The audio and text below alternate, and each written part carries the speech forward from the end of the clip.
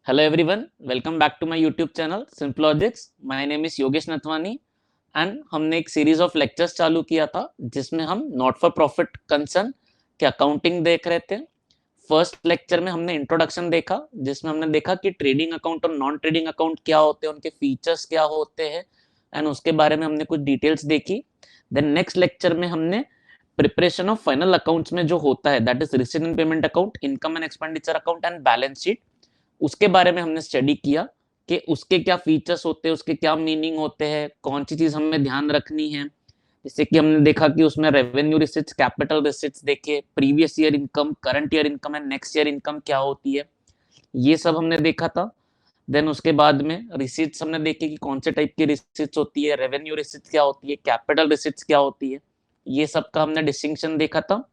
Then उसके बाद में पेमेंट क्या होते हैं, पेमेंट किस टाइप के होते हैं, जिसमें हमने देखा था कि रेवेन्यू पेमेंट होता है, कैपिटल पेमेंट होता है, एक होता है डेफर्ड रेवेन्यू एक्सपेंडिचर, तो उसके बारे में हमने बात की। देन उसके बाद में उसका स्पेसिमेन देखा था। After that we started with features and meaning of income and expenditure account, उसमें क्या चीजें आती है, क्या क्या चीजें हमें ध्यान रखनी है। जैसे हमने कहा था कि इनकम एंड एक्सपेंडिचर में करंट ईयर की इनकम रिकॉर्ड होती है, एक्सपेंस रिकॉर्ड होते हैं, इसमें आउटस्टैंडिंग भी आ सकता है, कैश बेसिस वाले भी आ सकते हैं, सारी चीजें आ सकती है। हमने इसमें मेनली देखा था कि इसमें सारे revenue receipts and revenue payments आते हैं, ये सब हमने देखा।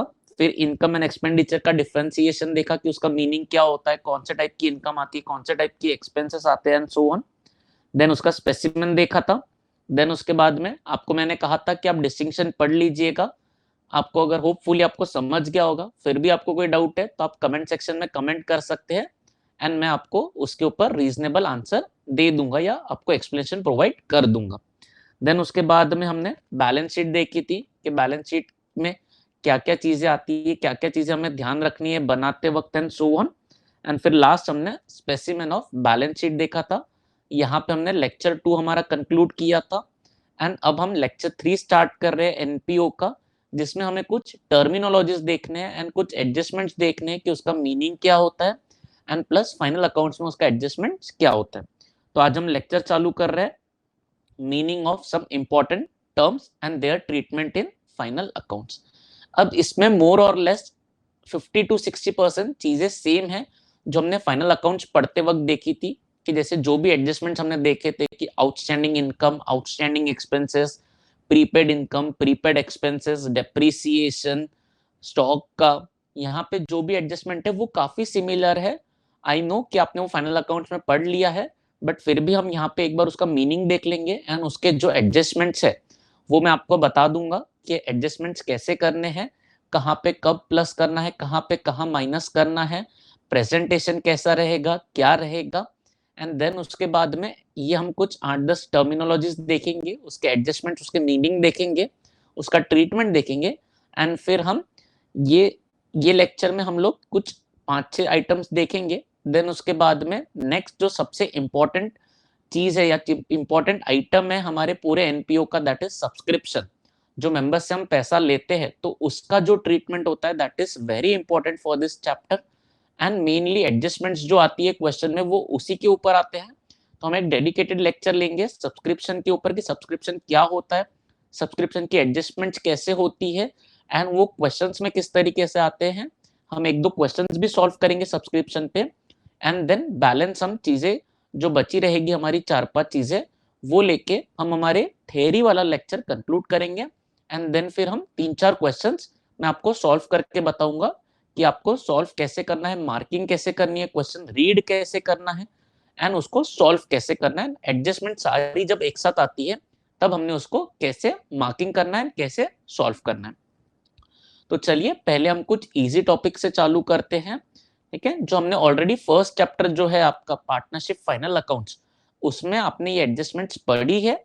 फिर भी हम लोग एक बार पढ़ लेते हैं कि वो क्या होती है, उसके मीनिंग्स क्या होते हैं, उसके ट्रीटमेंट क्या होते हैं एंड फिर हम आगे बढ़ते हैं। एंड मुझे पता है कि ये आपको आता है तो आपको मजा भी आएगा ये पढ़ने में, आपका रिविजन हो जाएगा।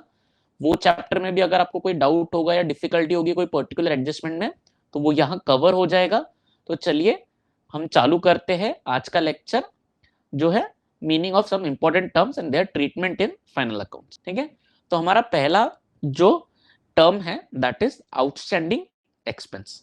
क्या है हमारा पहला term? Outstanding expense.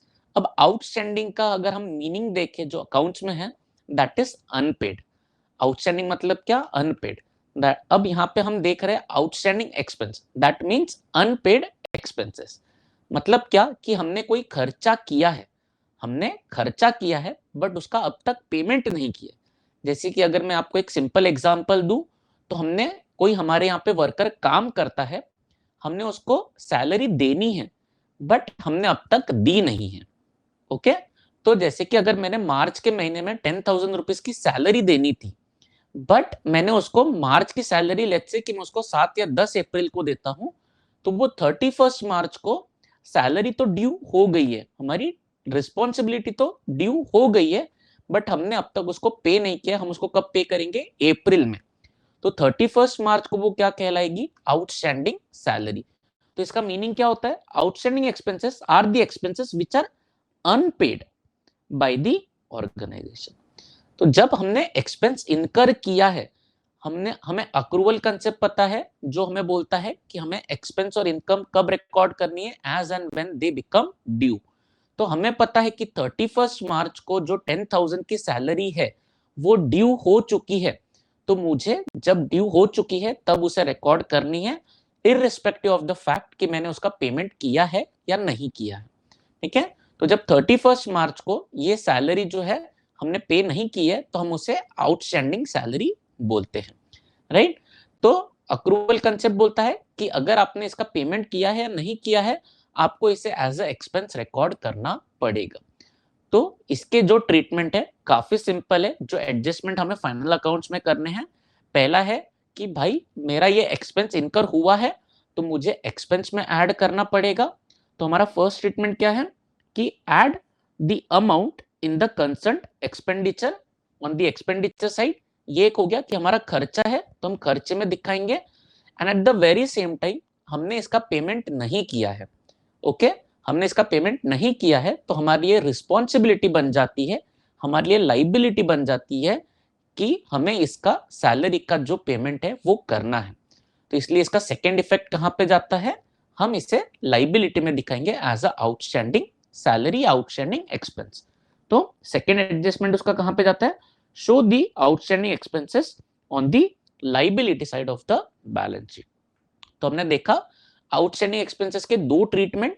Outstanding expenses का मतलब हमने बोला अनपेड एक्सपेंसेस। अनपेड एक्सपेंसेस हमने बोला कि भाई एक्सपेंस है तो हमें एक्सपेंस में रिकॉर्ड करना पड़ेगा, इसलिए हमने बोला कि add to that particular expenditure.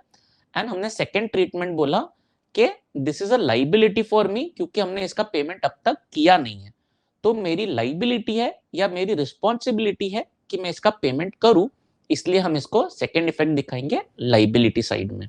अगर हम इसकी जर्नल एंट्री देखना चाहे तो वो भी काफी सिंपल है। ये हमारे लिए एक्सपेंडिचर है, तो एक्सपेंडिचर नॉमिनल अकाउंट है। तो जैसे अगर हम सैलरी का एग्जांपल ले रहे हैं तो हम लिखेंगे salary account debit 10,000 to outstanding salary account 10,000। तो ये जो है सैलरी में प्लस हो जाएगा एंड ये जो है लाइबिलिटी साइड में विजिबल हो जाएगा। तो इसलिए इसका एडजस्टमेंट क्या होता है? सैलरी में हम प्लस कर देंगे और सेकेंड इफेक्ट हम इसको लाइबिलिटी में। तो हम ये सारे एक्सपेंसेस के लिए करेंगे। अब जैसे ये एक्सपेंस है वैसे ही आउटस्टैंडिंग इनकम होती है। अब इनकम के लिए हम वर्ड आउटस्टैंडिंग यूज नहीं करते, हम वर्ड यूज करते हैं अक्रूड इनकम। तो चलिए पहले वो वाला अक्रूड इनकम वाला पार्ट देख लेते हैं। तो यहाँ पे हम देख सकते हैं अक्रूड इनकम। अब अक्रूड इनकम मतलब क्या? अक्रूड इनकम का मतलब होता है income earned but not received. अब जहां हम बात कर रहे थे सैलरी पे करने की, तो अब आप सोच के देखिए कि अगर हमने कहीं पे काम किया है और हमें सैलरी मिलनी चाहिए, तो अब जैसे मैंने मार्च के महीने में काम किया है तो 31 मार्च को मुझे सैलरी मिलनी चाहिए, बट वो सैलरी का पेमेंट अगर मुझे 7 तारीख को आ रहा है, 7 अप्रैल या 10 अप्रैल को लेट्स से, तो 31 मार्च को वो आउटस्टैंडिंग सैलरी या अक्रूड सैलरी कहलाएगी, दैट इज अक्रूड इनकम। तो अगेन अक्रूवल कंसेप्ट बोलता है कि आपका अगर वो इनकम है तो आपने वो रिकॉर्ड करना है इररिस्पेक्टिव ऑफ द फैक्ट कि आपने उसका पेमेंट की, आपको उसका पेमेंट मिला है या नहीं मिला। तो सिंपल है, इसके भी दो एडजस्टमेंट क्या हो गए कि हमें उसे इनकम में ऐड करना पड़ेगा क्योंकि हमारी वो उस साल की इनकम है। ओके, एंड सेकंड, अब हम जैसे आउटस्टैंडिंग एक्सपेंसेस में हमने उसको सेकंड ट्रीटमेंट दिया था कि हमने उसको लाइबिलिटी में दिखाया था। लाइबिलिटी में क्यों दिखाया था? क्योंकि मुझे उसका पेमेंट करना था, राइट। बट अब यहाँ पे जो अक्रूड इनकम है, यहाँ पे मुझे पैसा लेना है, मुझे पैसा मिलना है। तो ये क्या है, मेरे लिए राइट है, राइट टू रिसीव। तो ये मेरे लिए राइट है, तो ये हम सेकेंड इफेक्ट इसका दिखाएंगे असेट में। तो देखिए, अक्रूड इनकम भी काफी अब सिंपल आपको लगेगा। पहले तो बोला है this is a income which is earned but not has been received. ठीक है, हमने अर्न किया है बट जस्ट हमने रिसीव नहीं किया है। तो हमने अर्न किया है तो हमें हमारे इनकम में बताना पड़ेगा, इसलिए फर्स्ट इफेक्ट है कि add the amount in the concern income on the income side of the income and expenditure account. आप इसे इनकम में ऐड कर लीजिए। एंड सेकेंड है show the accrued income on the asset side. Asset side में क्यों? Because I have a right to receive this income, right. तो ये था outstanding expense and outstanding income. अब हम सेकेंड पार्ट पे चलते हैं हमारे, दैट इज प्रीपेड एक्सपेंस। अब जैसा हमने आउटस्टैंडिंग एक्सपेंस देखा, आउटस्टैंडिंग एक्सपेंस का मतलब क्या? हमने खर्चा किया है बट उसका पेमेंट नहीं किया है। क्या बोला हमने? उसका खर्चा किया है बट पेमेंट नहीं किया। वैसे ही प्रीपेड एक्सपेंसेस का मतलब क्या होता है कि भाई अब मैंने पैसा दे दिया है बट वो मेरा खर्चा आगे के आने वाले टाइम का है। क्या बोला हमने? कि हमने आज पैसा दे दिया है बट वो खर्चा कब का है? अगले साल का। ठीक है, यहाँ पे अगर हम सिंपल एग्जांपल लेना चाहे तो जैसे हम एक्सपेंस में हम सैलरी की बात कर रहे हैं तो यहाँ पे भी हम बोल सकते हैं कि प्रीपेड सैलरी। अब मैंने मेरे किसी एम्प्लॉय को अप्रैल महीने की सैलरी मार्च में दे दी। क्या बोला हमने? कि अप्रैल महीने की जो सैलरी है वो मार्च में दे दी। तो मार्च में उसका पैसा तो दे दिया, ओके, बट ये एक्सपेंस कब का है? अप्रैल महीने का है। तो वो कब के अकाउंटिंग ईयर में आना चाहिए? नेक्स्ट ईयर के अकाउंटिंग ईयर में आना चाहिए। तो हम क्या करेंगे? सिंपली हमारे इस ईयर के एक्सपेंस में से उसको हटा देंगे, राइट। तो इसलिए फर्स्ट एडजस्टमेंट एंट्री क्या है उसका? कि deduct the prepaid amount from the concern expense on the expenditure side. Expense में से आप उसको हटा दीजिए क्योंकि वो आपका ये साल का खर्चा नहीं है, वो अगले साल का खर्चा है। तो आप उसे ये साल के खर्चे में से हटा दीजिए एंड आप उसे प्रीपेड एक्सपेंसेस को कहां शो करेंगे? आपके असेट साइड में आप उसको शो करोगे। अब आप असेट साइड में क्यों शो करोगे? बिकॉज आपने ये प्रीपेड एक्सपेंस किया है। तो आपके पास एक राइट आ गया है कि आपने जिस एम्प्लॉय को सैलरी दी है, ओके, आपने जिस एम्प्लॉय को सैलरी दी है, आपके पास एक राइट आ गया है कि आप उससे वो काम करवा के लिए या उससे वो पैसा वापस ले, राइट। तो आपके पास एक राइट आ गया है, तो राइट हमेशा असेट साइड में रिकॉर्ड किया जाता है। तो इसलिए हमारी एडजस्टमेंट एंट्री क्या होती है कि वो ये साल का खर्चा नहीं है तो उसको खर्चे में से हटा देंगे, that is deduct from the concerned expenses. And second effect क्या है? हम उसे असेट साइड में दिखाएंगे क्योंकि वो मेरे लिए राइट है कि भाई साहब आपने पैसा लिया है तो आपको ये मुझे काम करके देना पड़ेगा। तो ये आपके असेट साइड में शो होगा। आई होप आपको आउटस्टैंडिंग एक्सपेंसेस, आउटस्टैंडिंग इनकम या accrued income and prepaid expenses समझ गया होगा। तो चलिए इससे रिलेटेड एक क्वेश्चन करते हैं जिससे आपको और क्लैरिटी आएगी कि इसका कैसे हमें यूज करना है। आपको एग्जांपल दिया है, आपको यहाँ पे बैलेंस शीट दी है 31 मार्च 2018 की एंड रिसीट एंड पेमेंट दिया है 31 मार्च 2019 का। दैट इज ये जो बैलेंस शीट है, ये बैलेंस शीट आपकी ओपनिंग बैलेंस शीट है। ये आपकी कौन सी है? Opening balance sheet. एंड ये करंट ईयर का आपका रिसीट एंड पेमेंट अकाउंट है, राइट। तो ये आपको ओपनिंग बैलेंस शीट, आपको ओपनिंग बैलेंस शीट में क्या दिया है? असेट्स में आपको दिया है प्रीपेड सैलरी 2000। अब आपको समझना पड़ेगा कि 31 मार्च 2018 में अगर प्रीपेड सैलरी बोल के रखा है, दैट मीन्स कि वो अगले साल की सैलरी है। अगला साल कौन सा है हमारा? 2018-19। तो यहां पे जो अब हमें रिसीट एंड पेमेंट अकाउंट दिया है तो वो 31 मार्च 2019 का दिया है, दैट इज 2018 एंड 19 का दिया है। एंड हमारे लिए अब करंट ईयर कौन सा है, 2018 एंड 19। तो ये जो ओपनिंग बैलेंस शीट में प्रीपेड सैलरी है ये 18-19 का खर्चा है। तो हम क्या करेंगे, जब हम एक्सपेंडिचर साइड में इसे करंट ईयर के एक्सपेंस में ऐड कर देंगे कि हमने पिछले साल इसका पेमेंट किया था बट ये खर्चा इस साल का था, राइट। देन आगे हमको रेसिडेंट पेमेंट में दिया है कि आपने सैलरी पे की है 2018-19 की 30,000 रुपीज एंड 2019-20 की 1,000 रुपीज। तो ये जो 19-20 की सैलरी है ये क्या है, प्रीपेड सैलरी फॉर 19-20। तो ये कहां चला जाएगा, हमारा असेट में चला जाएगा। ये जो है हम एक्सपेंडिचर साइड में दिखाएंगे। देन उसके बाद में ये जो है ये प्रीवियस ईयर की बैलेंस शीट में प्रीपेड है तो ये करंट ईयर के एक्सपेंस में हम प्लस करेंगे। एंड हमें एडजस्टमेंट दिया है कि outstanding salary for current year was 5,500। क्या बोला उन्होंने कि हमने ये साल सैलरी का खर्चा किया है बट हमने इसका पेमेंट नहीं किया। हमने आउटस्टैंडिंग सैलरी का मीनिंग यही देखा। तो अब खर्चा किया है तो खर्चा दिखाना पड़ेगा।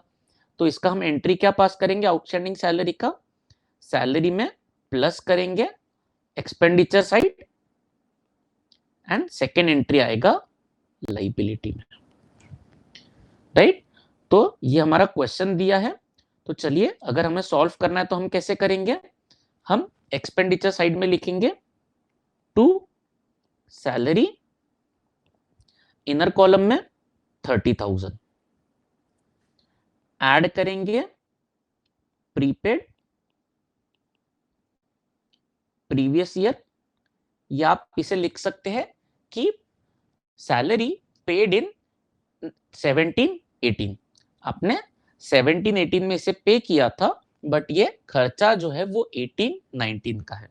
मैं यहां लिख रहा हूं prepaid previous year, that is आपने पिछले साल इसको पहले से पे करके रखा हुआ है बट वो ये इस साल की सैलरी है तो इस साल के खर्चे में आ रही है। तो हमने कितना किया था 2,000 रुपीज, तो मैं प्लस कर दूंगा 2,000 रुपीज, ओके। एंड हमें दिया है कि करंट ईयर का आउटस्टैंडिंग जो है वो है 5,500। तो अब मैं क्या करूंगा, प्लस करूंगा outstanding salary for current year, कितना 5,500। And at the very same time इसका हमने दो एडजस्टमेंट देखा था, एक कि आपको सैलरी या एक्सपेंस में ऐड करना है एंड दूसरा लाइबिलिटी साइड शो करना है।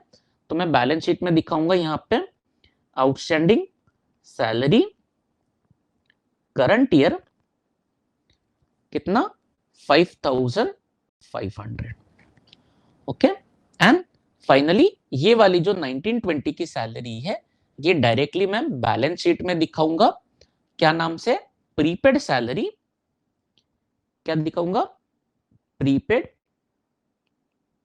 सैलरी कौन से ईयर का है, 19-20 का। तो 19-20 अमाउंट कितना लिखेंगे 1,000 रुपीज। तो इस तरीके से हम जो ये क्वेश्चन है ये सॉल्व कर सकते हैं, ठीक है। मैं एक बार फटाफट रिपीट कर दे रहा हूं। हमें ओपनिंग बैलेंस शीट में दिया था प्रीपेड सैलरी फॉर 18-19, हमारा करंट ईयर क्या है 18-19। तो इसका मतलब क्या हुआ कि आपने 18-19 की सैलरी 17-18 में पे कर दी थी। तो अब क्या होगा, हमें 18-19 की सैलरी में उसको ऐड करना पड़ेगा। देन फिर हमें करंट ईयर की सैलरी पे दिखाई थी 30,000, तो वो हम एक्सपेंडिचर में दिखाएंगे। एंड करंट ईयर का आउटस्टैंडिंग हमें 5,500 दिया हुआ था, तो हम क्या करेंगे, उसे करंट ईयर के आउटस्टैंडिंग में प्लस करेंगे, दैट इज करंट ईयर की सैलरी में प्लस करेंगे एंड उसका सेकेंड इफेक्ट लाइबिलिटी साइड में दिखाएंगे। एंड ये जो है प्रीपेड सैलरी हम क्या करेंगे, हमको यहाँ पे बाइफरकेशन करके दिया है। हमने यहाँ पे जो एडजस्टमेंट देखा प्रीपेड एक्सपेंसेस का, यहाँ पे था कि deduct the prepaid expenses from the concerned expense, but हमें यहाँ पे क्वेश्चन में क्या था कि वो ऑलरेडी दिया हुआ है, बाइफरकेट करके दिया है, इसलिए हमने सैलरी में से माइनस नहीं किया और फिर उसे असेट में नहीं दिखाया। डायरेक्टली हमने क्या किया 1,000 रुपीज जो है हमने वो प्रीपेड सैलरी के नाम से असेट्स में शो की। तो इस तरीके से हमारा रिप्रेजेंटेशन होगा एंड फाइनल अकाउंट अमाउंट जो है हमारा इनकम एंड एक्सपेंडिचर में सैलरी का जो खर्चा है हमारा आएगा 37,500। ठीक है, इन तीनों को ऐड करके हमारा ये साल का जो सैलरी का एक्सपेंस है वो कितना आएगा 37,500, जिसमें से हमने 30,000 कैश ये साल में पे किया, 2,000 जो है वो पिछले साल पे कर दिया था एंड 5,500 जो है वो करंट ईयर का आउटस्टैंडिंग है, दैट इज हमने खर्चा किया है बट पेमेंट नहीं किया है। आई होप आपको ये समझ गया होगा, राइट। मैं आपको इसका भी पीडीएफ जो है मैं अटैच करूंगा, जैसे मैंने पिछले लेक्चर्स में आपको ये सारी पीडीएफ अटैच करके दी थी, तो मैं आपको ये अटैच कर दूंगा सो दैट आप आपके फ्यूचर रेफरेंस के लिए इसे यूज कर पाए। ओके, तो हम यहाँ पे आपको मैंने ये क्वेश्चन सॉल्व करके बताया कि इसको कैसे करना है करके। आपको ऐसे क्वेश्चन भी आ सकता है ऐसा छोटा सा, या फिर ये पार्ट ऑफ द क्वेश्चन हो सकता है जिसमें आपको ऐसी डिटेल्स दी रहेगी एंड आपको ये डिटेल्स का यूज करके करंट ईयर की सैलरी निकालनी पड़ेगी।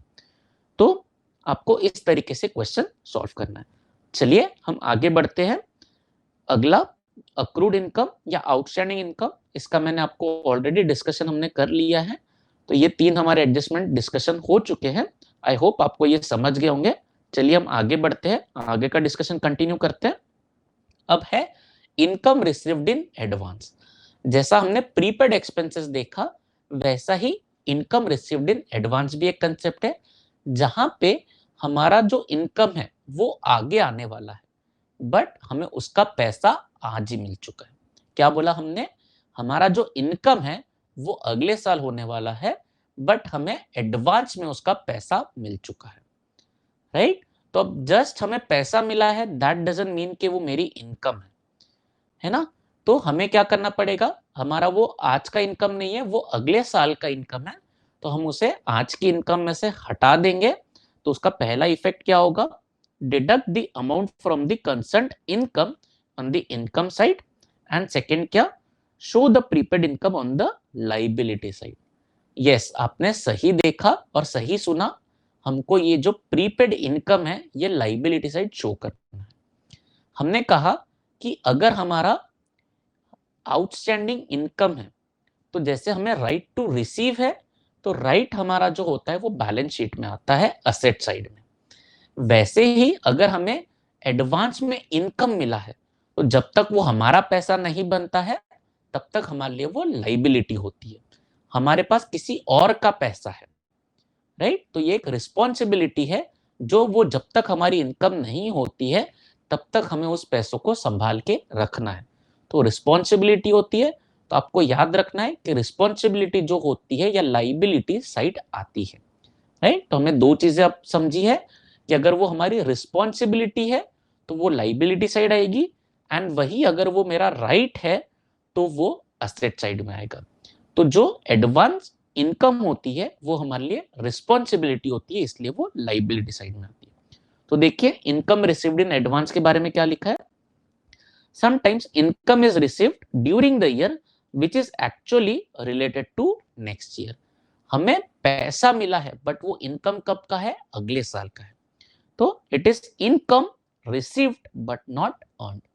हमने अक्रूड इनकम में क्या देखा था, income earned but not received, और यहां पे क्या है, income received but not earned. तो जब तक हम अर्न नहीं करते हम उसे इनकम नहीं बोल सकते, ठीक है। It's just an amount received, जब तक वो हमारी इनकम नहीं होती है तब तक हम उसे लाइबिलिटी कहेंगे। तो अक्रूड इनकम में हमने इनकम में प्लस किया था, यहां पे प्रीपेड इनकम है तो हम उसे माइनस करेंगे, राइट। तो देखिए इसलिए फर्स्ट एडजस्टमेंट क्या है, deduct the prepaid amount from the concerned income, and second show the prepaid income on the liability side, right. तो इसके बाद चलिए नेक्स्ट चलते हैं आपका फेवरेट डेप्रिसिएशन के ऊपर, ठीक है। डेप्रिसिएशन की एडजस्टमेंट ऑलमोस्ट हमने हर क्वेश्चन में की है तो हमें पता है, बट डेप्रिसिएशन का मीनिंग शायद हमको पता ना हो, हम एडजस्टमेंट एंट्रीज पता होती है बट शायद मीनिंग ना पता हो। तो इसका मीनिंग होता है फॉल या reduction in value of asset. तो जैसे जैसे हम बिजनेस में असेट यूज करते हैं वो असेट जो है उसका वैल्यू धीरे धीरे कम होता है। तो अकाउंटिंग स्टैंडर्ड बोलता है कि उसकी वैल्यू जो कम हो रही है आप उसे हर साल रिकॉर्ड कीजिए, जिसको उन्होंने नाम दिया है डेप्रिसिएशन, राइट। तो अब हमारी असेट की वैल्यू गिर रही है तो एडजस्टमेंट एंट्री क्या होगी कि आपको असेट में से उसको कम करना है, that is deduct the amount of depreciation from the concerned asset. Asset की वैल्यू गिर रही है तो आप उसमें से माइनस करो, एंड आपके लिए ये लॉस है तो इसलिए आपको क्या करना है कि show the amount of depreciation on the debit side of the income and expenditures account, right. ये आपके लिए लॉस है तो आपको क्या करना है, इसे इनकम एंड एक्सपेंडिचर अकाउंट के डेबिट साइड में शो करना, राइट। तो चलिए इसके रिलेटेड एक छोटा सा क्वेश्चन है, हम सॉल्व करते हैं। हमें दिया है कि 1 अप्रैल 2018 को फर्नीचर का अकाउंट जो है वो 1 लाख रुपीस का बैलेंस शो कर रहा है। देन उन्होंने बोला कि on 1 July 2018 additional furniture was purchased for 30,000। 1 जुलाई को उन्होंने क्या किया, एडिशनल फर्नीचर परचेस किया 30,000 का। आगे हमें बोला है furniture is to be depreciated by 12%, show the presentation in final accounts. अब हमें यहाँ पे अच्छे से पता है कि जो डेप्रिसिएशन हमारे कैलकुलेट होता है वो हमारे पास जब से असेट है तब से कैलकुलेट होता है, राइट। एंड हमें बोला गया है कि 1 अप्रैल 2018 को फर्नीचर का बैलेंस जो है वो 1 लाख रुपीस था, तो 31 मार्च तक एक साल होता है, तो उस 1 लाख रुपीस पे हम 12% का डेप्रिसिएशन लेंगे। बट तो जो एडिशन हुआ है 30,000 का फर्नीचर में वो हुआ है 1 जुलाई से लेके 31 मार्च तक। हम डेप्रिसिएशन भी कब से लगाएंगे, 1 जुलाई से लेके 31 मार्च तक, that is only for 9 months.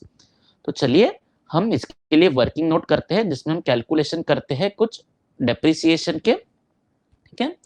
यहाँ पे हम वर्किंग नोट में लिखेंगे calculation of depreciation on furniture,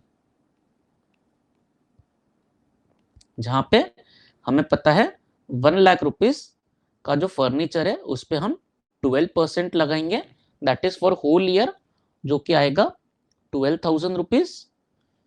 and जो एडिशन हुआ है 30,000 का, तो 30,000 पे ऊपर 12% लगाएंगे, बट वो कब से लगाएंगे, 1 जुलाई से। तो 1 जुलाई से 31 मार्च तक 9 मंथ्स होते हैं, तो हम इसे मल्टीप्लाई करेंगे 9/12 से। 12% जो है वो साल भर का होता है, बट हमें 9 मंथ्स का चाहिए इसलिए हम 9/12 करेंगे। तो 30,000 into 12% multiply by 9 divide by 12 करेंगे तो इसका आंसर आता है 2700।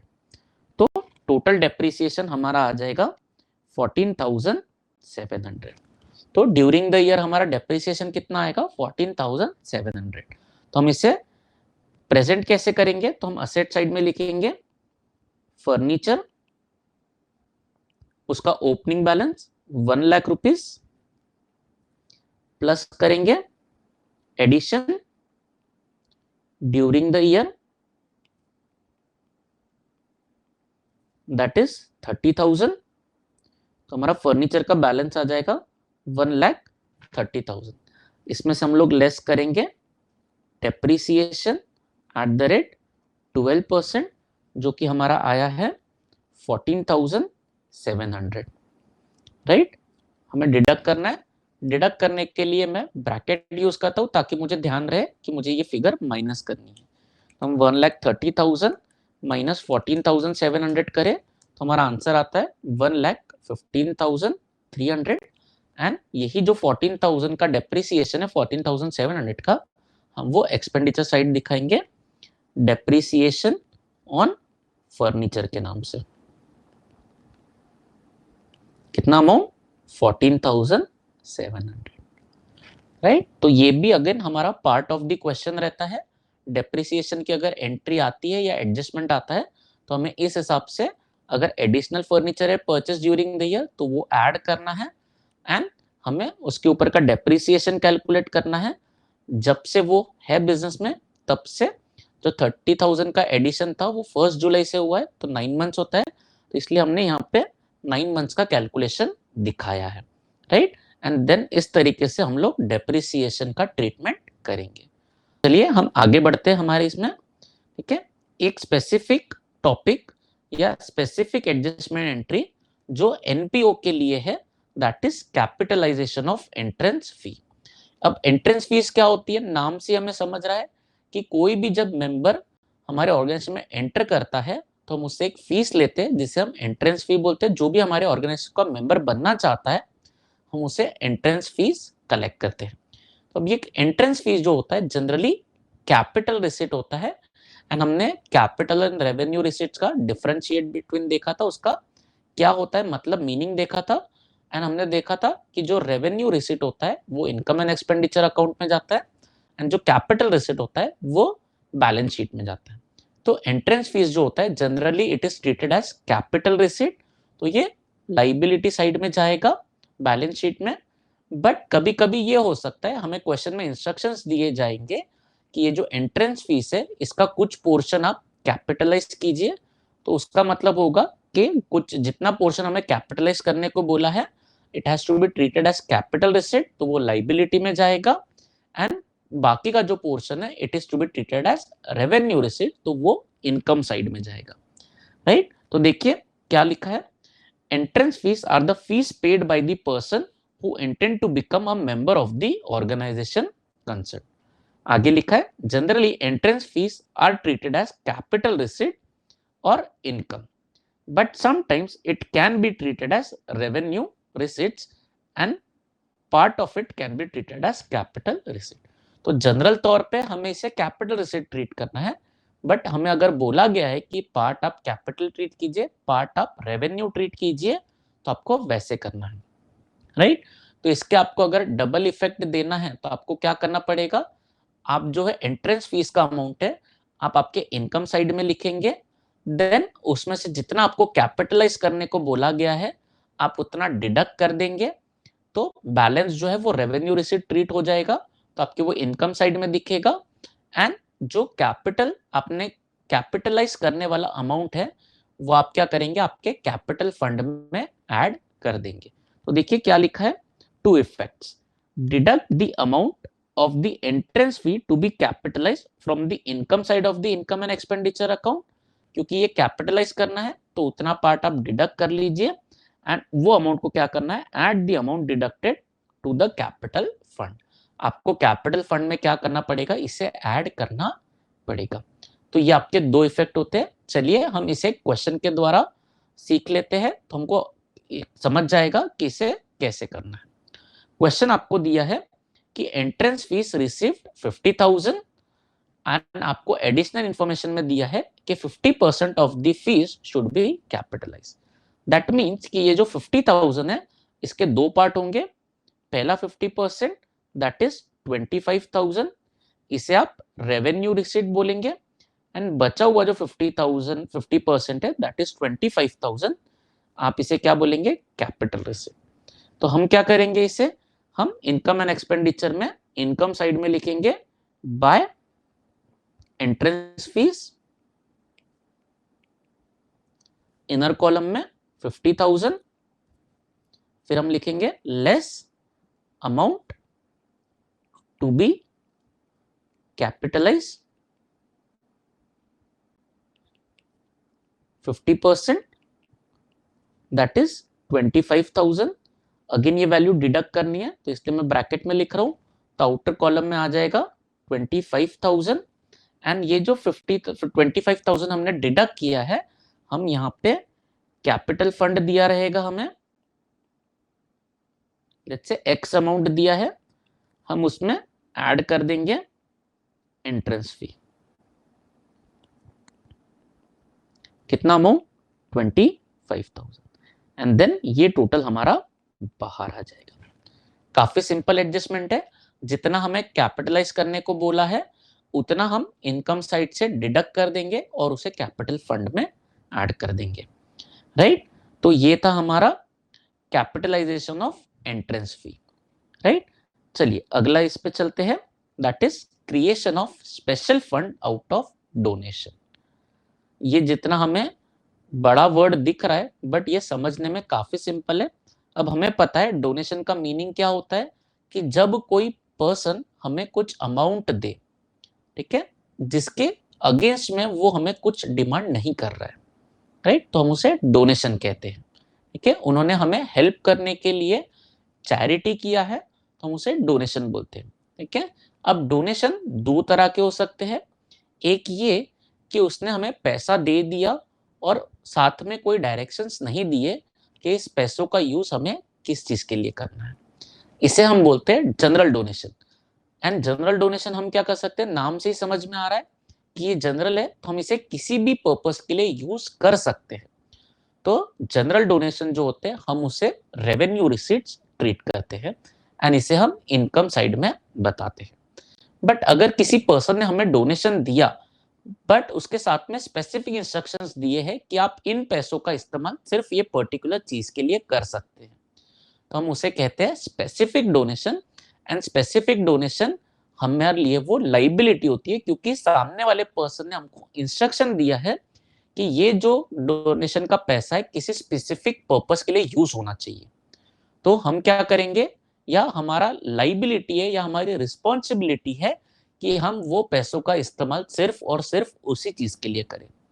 जैसे अगर मैं आपको एग्जांपल दूं कि किसी ने हमारे एनपीओ को 10 लाख रुपीस डोनेट किए एंड हमें इंस्ट्रक्शंस दिए हैं कि आप जो ये 10 लाख रुपए है सिर्फ और सिर्फ बिल्डिंग बनाने के लिए यूज कर सकते हैं, तो हम इसे कहेंगे स्पेसिफिक डोनेशन फॉर बिल्डिंग, जिसे हम नाम देंगे बिल्डिंग फंड का।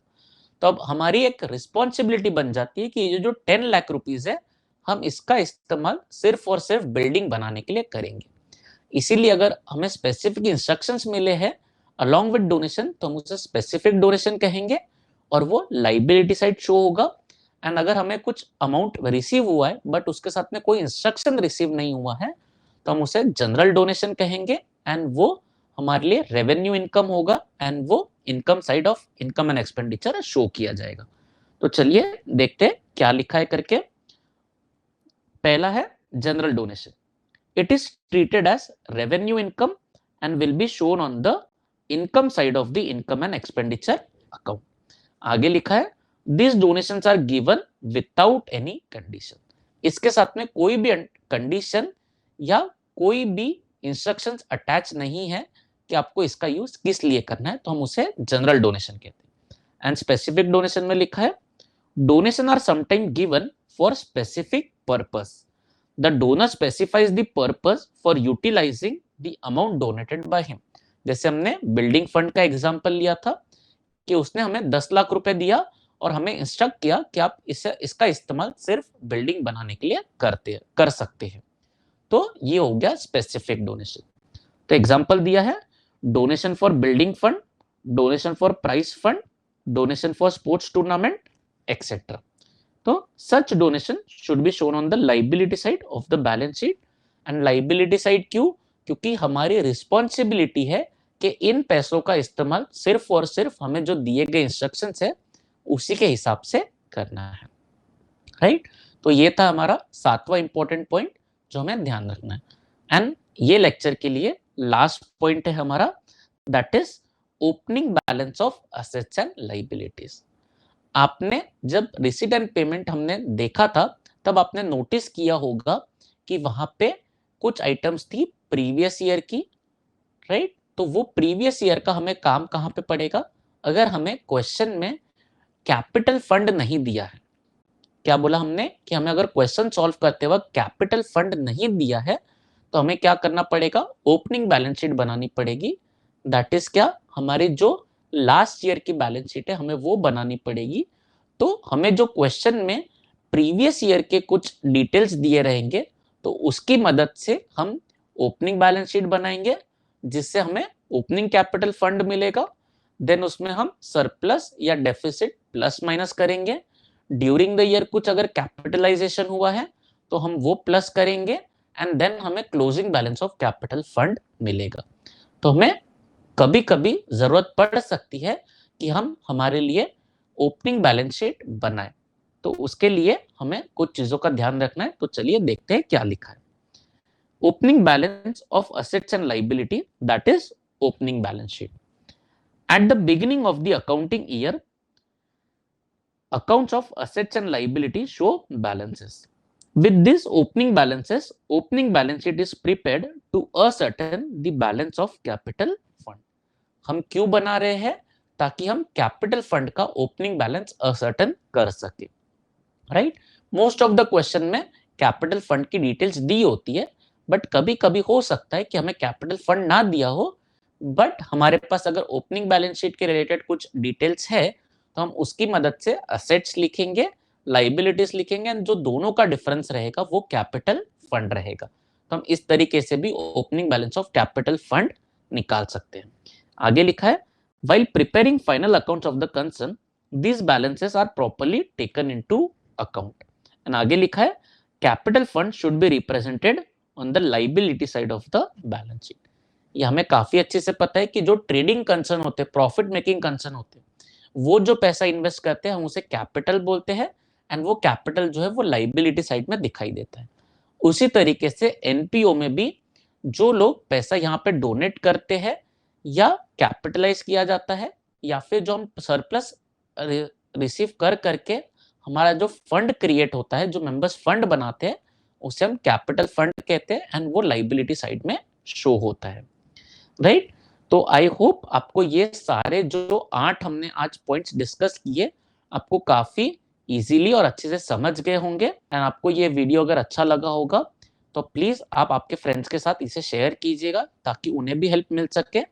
एंड आप प्लीज इस वीडियो को लाइक कीजिएगा, शेयर कीजिएगा, इस चैनल को जरूर सब्सक्राइब कीजिएगा ताकि आपको आगे भी ये इसके रिगार्डिंग लेक्चर्स मिल सके, एंड दूसरे भी हम चैप्टर्स कवर करेंगे उसकी भी डिटेल्स आपको मिलती रहे. यहाँ पे हमने 8 पॉइंट्स देखे, हम लोग फटाफट एक बार रिवाइज कर लेते हैं. फर्स्ट हमने देखा आउटस्टैंडिंग एक्सपेंसेस का, जिसमें हमने बोला कि these are the expense incurred but not paid. तो हमने एक्सपेंस इनकर किया है तो हम उसे एक्सपेंस में ऐड करेंगे, एंड हमने इसे पे नहीं किया है तो हमारी लाइबिलिटी है, रिस्पॉन्सिबिलिटी है, तो हम इसे लाइबिलिटी साइड में शो करेंगे. ये 2 इफेक्ट हुए. देन सेकंड हमने बोला प्रीपेड एक्सपेंसेस. प्रीपेड एक्सपेंसेस का मतलब क्या बोला कि हमने आज पैसा दे दिया है बट वो खर्चा आगे आने वाले साल का है. तो वो खर्चा आगे आने वाले साल का है तो हम इस साल के खर्चे में से उसे डिडक्ट कर देंगे, एंड हमने पैसा दे दिया है तो हमारे पास राइट है कि अगले साल हम वो खर्चा एंजॉय कर पाए या उसकी सर्विस एंजॉय कर पाए. तो इसका सेकेंड इफेक्ट हम असेट्स में दिखाएंगे, राइट? देन उसके रिगार्डिंग हमने एक क्वेश्चन भी सॉल्व किया. फिर उसके बाद में आया अक्रूड इनकम या आउटस्टैंडिंग इनकम, जिसमें हमने बोला कि it is a income earned but not received. तो हमने इनकम अर्न की है तो हम इसे इनकम में प्लस करेंगे, एंड हमारे लिए ये रिसीवेबल है तो हमारा ये राइट टू रिसीव है, तो हम राइट को कहां दिखाएंगे? असेट में दिखाएंगे. देन उसके बाद में हमने देखा इनकम रिसीव्ड इन एडवांस, जिसे हमने बोला income received but not earned. हमें खाली बस अमाउंट मिला है, हमने इसे अर्न नहीं किया है अब तक. तो हमने अर्न नहीं किया है, ये हमारा इनकम नहीं है, तो हम इसे इनकम में से माइनस कर देंगे, एंड जब तक ये मेरा इनकम नहीं है, ये पैसा किसी और का है, तो तब तक हमारी रिस्पॉन्सिबिलिटी है कि हम उसे संभाल के रखें या फिर उस चीज का सर्विस हम सामने वाले पर्सन को दे. तो इसलिए सेकेंड इफेक्ट इसका लाइबिलिटी साइड में दिखाया जाता है. देन उसके बाद में हमने डेप्रिसिएशन देखा, जिसका मीनिंग हमने देखा reduction in value of asset. तो असेट में से वैल्यू रिड्यूस हो रही है तो हम इसका एक इफेक्ट है कि हम असेट में से इसको माइनस करेंगे, एंड सेकेंड इफेक्ट हम इसे एक्सपेंडिचर साइड में दिखाएंगे क्योंकि ये हमारा लॉस है, तो हम इसे एक्सपेंडिचर साइड में डेप्रिसिएशन के नाम से दिखाएंगे. देन हमने एक क्वेश्चन सॉल्व किया. आफ्टर दैट हमने एंट्रेंस फी देखा, जो ये स्पेसिफिक चैप्टर से रिलेटेड पॉइंट है कि एंट्रेंस फी मतलब क्या, किसी भी मेंबर को जब किसी ऑर्गेनाइजेशन का मेंबर बनना है तो वो जो फीस देता है उसे हम एंट्रेंस फी देते हैं कहते हैं.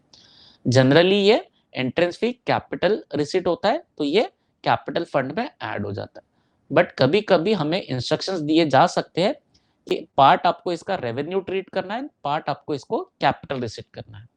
तो हमें क्या करना है, जो भी एंट्रेंस फीस है हम इनकम एंड एक्सपेंडिचर के इनकम साइड में रिकॉर्ड करेंगे, देन कैपिटल वाला जो पार्ट है हम इनकम में से माइनस कर देंगे एंड उसे कैपिटल फंड में ऐड कर देंगे. तो हमारा 2 इफेक्ट था कि डिडक्ट द कैपिटल अमाउंट या कैपिटल वाला portion from the income side, and दूसरा इफेक्ट था कि add to capital fund. And then उसके रिगार्डिंग हमने क्वेश्चन भी सॉल्व किया। देन उसके बाद में 7th पॉइंट हमने देखा creation of special fund out of donation, जिसमें हमने दो देखे, general donation and specific donation. General donation को हमने रेवेन्यू रिसीट बोला, तो वो इनकम साइड में जाएगा, इनकम एंड एक्सपेंडिचर अकाउंट के। एंड स्पेसिफिक डोनेशन जहां पे हमें इंस्ट्रक्शंस दिए गए हैं कि आप इन पैसों का इस्तेमाल किस चीज के लिए करते हैं, तो हमें एक रिस्पॉन्सिबिलिटी दी गई है कि इन पैसों का इस्तेमाल सिर्फ और सिर्फ उसी पर्टिकुलर चीज के लिए करना है, तो इसे हम लाइबिलिटी साइड में शो करेंगे। एंड लास्ट हमने देखा कि ओपनिंग बैलेंस शीट का हमें कब और क्यों इस्तेमाल करना है, ठीक है, एंड या फिर कब इसे बनाना पड़ सकता है, जिसमें हमने देखा कि अगर हमें कैपिटल फंड नहीं दिया है बट अगर हमारे पास ओपनिंग बैलेंस शीट की कुछ आइटम्स की डिटेल्स दी गई है, तो हम उसके असेट्स एंड लाइबिलिटी रिकॉर्ड करके जो बैलेंसिंग फिगर निकलेगा वो हमारे लिए कैपिटल फंड होगा। तो हमारे लिए हमें ओपनिंग कैपिटल फंड कैलकुलेट करने के लिए कभी कभी ओपनिंग बैलेंस शीट भी बनानी पड़ सकती है, ठीक है। एंड नेक्स्ट लेक्चर में हम सब्सक्रिप्शन, जो काफी इंपॉर्टेंट एडजस्टमेंट है, काफी इंपॉर्टेंट चीज है किसी भी एनपीओ के लिए, तो हम उसका स्टडी करेंगे कि उसका मीनिंग क्या होता है, उसका ट्रीटमेंट क्या होता है, उसके रिलेटेड कुछ क्वेश्चंस देखेंगे हम लोग, क्योंकि सब्सक्रिप्शन का एडजस्टमेंट हर क्वेश्चन में आता ही है, राइट। तो नेक्स्ट लेक्चर में हम लोग वो कंटिन्यू करेंगे। आई होप अब तक का जो हमने पढ़ा है आपको ये समझ में आ रहा है एंड आपको कंफर्टेबल फील हो रहे हो। आई नो कि ये काफी थ्योरी है, तो आपको अभी तक क्लैरिटी नहीं आई है कि इसका इस्तेमाल क्वेश्चन में कैसे करना है, बट आगे 1 या 2 लेक्चर हमें और देखने हैं जिसमें हम डोनेशन हमने कवर कर लिया। आगे के लेक्चर में हम सब्सक्रिप्शन, स्टॉक ऑफ स्टेशनरी और कुछ 2-3 आइटम हमें देखनी है, वो देखेंगे। एंड देन फिर हम कुछ क्वेश्चन सॉल्व करेंगे, तब आपको और क्लैरिटी आ जाएगी कि इन चीजों का इस्तेमाल आपको क्वेश्चंस में कैसे करना है। तो चलिए यहाँ पे हम लेक्चर हमारा कंक्लूड करते हैं। नेक्स्ट लेक्चर में हम लोग चालू करने वाले हैं सबसे इंपॉर्टेंट टॉपिक ये चैप्टर का, दैट इज सब्सक्रिप्शन। तो चलिए मिलते हैं नेक्स्ट वीडियो में, तब तक बाय बाय, टेक केयर।